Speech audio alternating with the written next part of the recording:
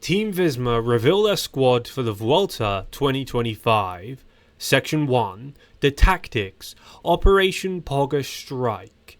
Team Visma's 2025 Vuelta strategy can be summed up in one smug sentence. No Tadej? No problem. With the Slovenian Golden Boy skipping the race, Visma have done what any self-respecting World Tour powerhouse would do.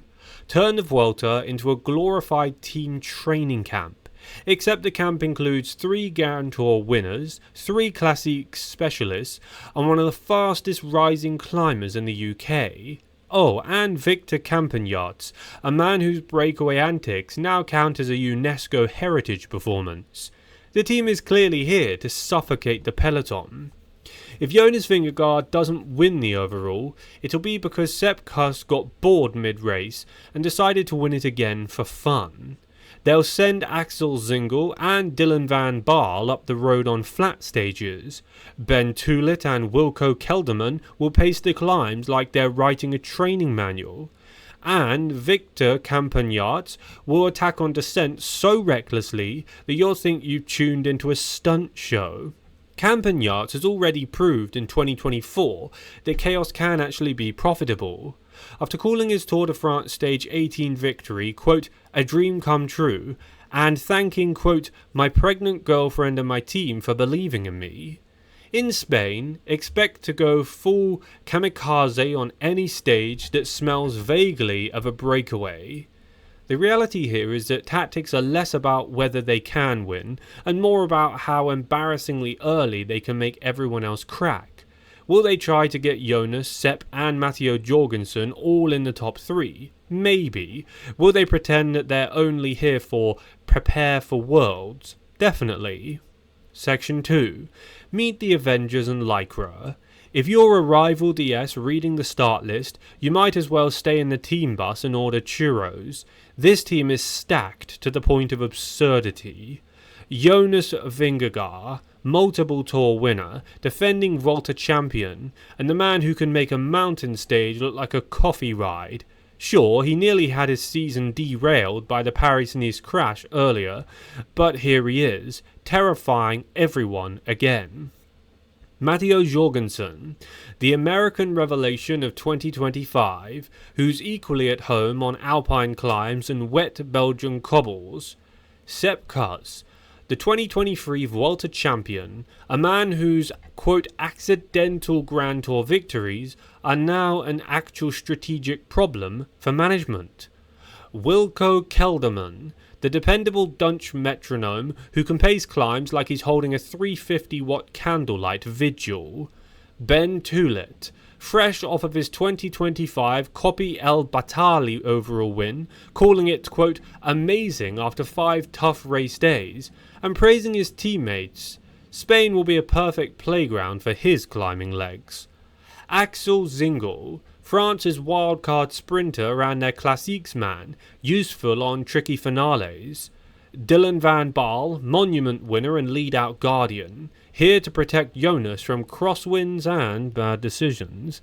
Victor Campagnarz, time trial wizard and chaos merchant, fresh from telling Cycling News that, quote, Tadej never gets surprised, after trying and failing to unseat Pogačar during the Tour. The mix is lethal. Climbers who can time trial, time trialists who can sprint, and one guy who just wants to destroy everyone for the fun of it. Section 3. The Trine Factor. Domestic diplomacy versus Visma's obsession. If there's one cloud over this sunny Spanish forecast, it's Jonas's domestic situation. His wife Trine Hansen has been refreshingly vocal about her concern over the team's endless demands. In March of 2025, she told Cycling Weekly that, quote, Jonas doesn't recharge when he's on another 3-week altitude training camp. He'd much rather be at home with us in Denmark. She's even accused the team of pushing him, quote, too far, warning that, quote, the countdown to the end of his career began when we had our first child. That's a polite Danish way of saying, stop making my husband do every Grand Tour in the damn calendar year. But from Visma's perspective, this Vuelta is simply too perfect for Vingegaard to skip. no Pogacar, no Roglic, and even no Evenepoel as far as we're aware. The podium is practically gift-wrapped, and as much as Trine might want Jonas sipping coffee in Glyndesgård, the team is picturing him sipping Carvar in Madrid. Yeah, on the top step. Section 4. Rivals. What rivals? Let's be honest, without Pogacar in the mix, the threat level drops from volcanic to mild tapas heat.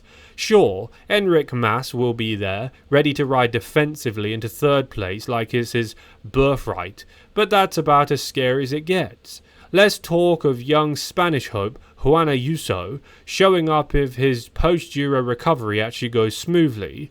But remember, the Giro was an Ayuso-Pogacar demolition derby that left Ayuso needing stitches. Geraint Thomas might fancy another GC tilt, but his recent comments about Pogacar being, quote, too fast don't exactly scream, I'm ready to fight Jonas on Spanish mountains. Visma's biggest tactical headache might actually be Sepp Kuss from accidentally winning again. That's not sarcasm, it's literally a thing they've had to plan around since 2023. Section 5. Course Control, where Visma will turn Spain yellow. The 2025 Vuelta route is a Visma daydream. Mountains in 1 week, check. A sprinkling of time trials, check. Brutal uphill finishes in weeks 2 and 3, check. Stages where this squad will likely crush spirits. So in stage 4, we have our first mountain finish. Expect Jonas to drop the hammer just to, quote, test the legs, while Kelderman paces the group like it's a steady state session. In stage 8, there are rolling classique style day. Zingle and Van Baal might turn this into a Flemish bloodbath for any GC rider who can't corner like a pro. Stage 10 is the individual time trial. Campagnart's licking his lips here, guys, though he'll probably use the first 5Ks to try and set a new downhill speed record. Stage 15 is the Queen stage. The team will probably launch Toulet early, force rivals to chase him, and then have Jonas counterattack when they're all already gasping for oxygen. Stage 21 is the Madrid circuit. If they're feeling cheeky, they'll send Zingle for the sprint just to prove that they can win too. Conclusion. From Glyndesgård to glory, Visma's 2025 Vuelta roster isn't so much a team as it is a travelling demonstration of how to win bike races in every conceivable way. Yes, Jonas might be at home with Trine and their daughter. Yes, some people think the team is over-racing him. And yes, Robbie McEwen called Trine's mid-tour comments so off. But if you are Visma's management, the question is simple. No Pogacar equals green light, Spain in September equals high chance of Jonas in red, and rest of the team equals insurance policy on wheels.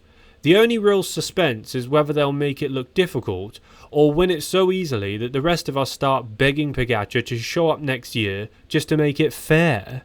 What do you guys think? Comment down below your opinions and leave a like on today's video for good luck. Subscribe to my channel if this is your first time here to stay up to date with all of the latest cycling news, cycling drama and cycling results. See you guys in the next one.